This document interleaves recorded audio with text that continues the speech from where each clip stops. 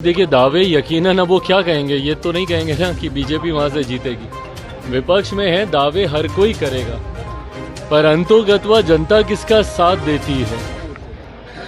यकीनन कई राज्यों में परिस्थितियां दोनों के पक्ष में जिस तरीके से सर्वे दिखा रहे हैं, दोनों को, भले वो विपक्षी दलों का गठबंधन हो या एनडीए हो, उसको दोनों को कहीं ना कहीं टक्कर की लड़ाई बराबरी पे दिखाया जा रहा है। पर मेरा विश्वास है कि इन तमाम राज्यों में, पांचों राज्यों में जहां पर भी चुनाव है, वहां पे एनडीए की भारी मतों से जीत होगी।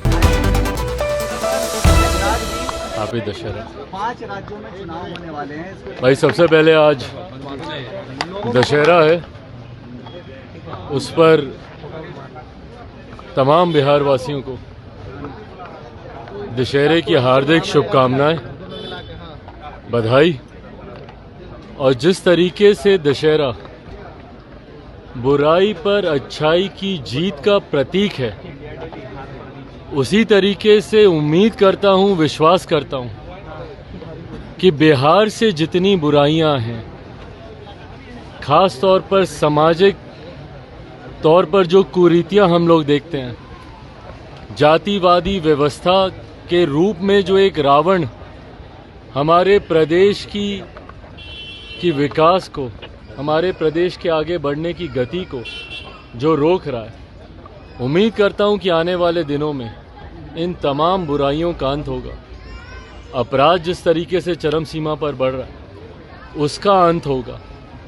और बिहार में आने वाले दिनों में यकीनन विकास के दिए, तरक्की के दिए और खुशहाली के दिए बिहार में जलेंगे, ये कामना करता हूँ। चिराग जी, 5 राज्यों में चुनाव होने वाले हैं। डिप्टी सीएम तेजस्वी यादव ने बड़ा दावा किया, कहा है बीजेपी की 5 राज्यों में हार। भाई देखिए, दावे यकीनन अब वो क्या कहेंगे, ये तो नहीं कहेंगे ना कि बीजेपी वहां से जीतेगी। विपक्ष में है, दावे हर कोई करेगा, पर अंतोगत्वा जनता किसका साथ देती है। यकीनन कई राज्यों में परिस्थितियां दोनों के पक्ष में जिस तरीके से सर्वे दिखा रहे हैं, दोनों को, भले वो विपक्षी दलों का गठबंधन हो या एनडीए हो, उसको दोनों को कहीं ना कहीं टक्कर की लड़ाई बराबरी पे दिखाया जा रहा है। पर मेरा विश्वास है कि इन तमाम राज्यों में, पांचों राज्यों में जहां पर भी चुनाव है, वहां पे एनडीए की भारी मतों से जीत होगी। आईएनडीआई गठबंधन में इन दिनों कुछ ठीक नहीं लग रहा है। एक तरफ अखिलेश यादव नाराज चल रहे हैं सीट शेयरिंग को लेकर के कांग्रेस से। बिहार के मुख्यमंत्री नीतीश कुमार बीजेपी की तारीफ करते हैं, सफाई देते हैं। कैसे देख रहे हैं, क्या भाई ये व्यक्तिगत महत्वाकांक्षाओं के लिए बना हुआ ये गठबंधन है, इसमें कोई भी एक दूसरे का भला नहीं सोचेगा। ये एक ऐसा गठबंधन है जहां पर 1 दर्जन से ज्यादा आपको प्रधानमंत्री पद के दावेदार आपको दिखाई देंगे।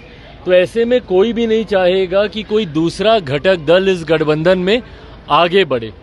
एक दूसरे की टांग खींचने के लिए आपस में ही घटक दल एक दूसरे से भिड़ेंगे, जिसका ताज़ा उदाहरण हम लोगों ने मध्य प्रदेश में हम लोगों ने देखा।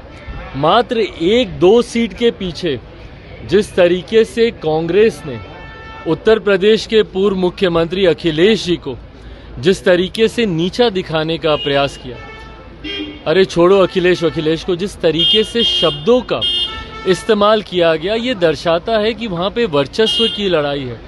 हर घटक दल उस गठबंधन में एक दूसरे के सर पर पांव रखकर आगे बढ़ने का प्रयास कर। और ये तो भी सिर्फ मात्र विधानसभा के चुनाव है भाई, जब लोकसभा का चुनाव आएगा, सोचिए जहां राज्यों में गठबंधन नहीं बन रहा है, वहां ये लोग राष्ट्रीय स्तर पर गठबंधन बनाने का ये प्रयास कर रहे हैं। और ये प्रयास आज से नहीं, 2014 से चल रहा है।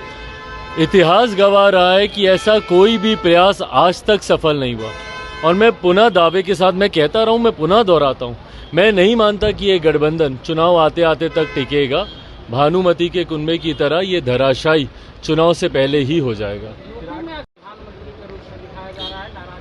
तो भैया उत्तर प्रदेश में उनको प्रधानमंत्री दिखाया जाएगा, बंगाल में ममता बनर्जी जी को प्रधानमंत्री दिखाया जाएगा, महाराष्ट्र में 2-3 और पार्टियों के नेता हैं, उद्धव जी से लेकर शरद पवार जी तक, सबको प्रधानमंत्री पद का दावेदार दिखाया जाएगा। यहाँ पे हमारे मुख्यमंत्री वैसे ही एकदम व्याकुल हैं प्रधानमंत्री बनने के लिए, उनके पार्टी के नेता ये दम भरते नहीं थकते।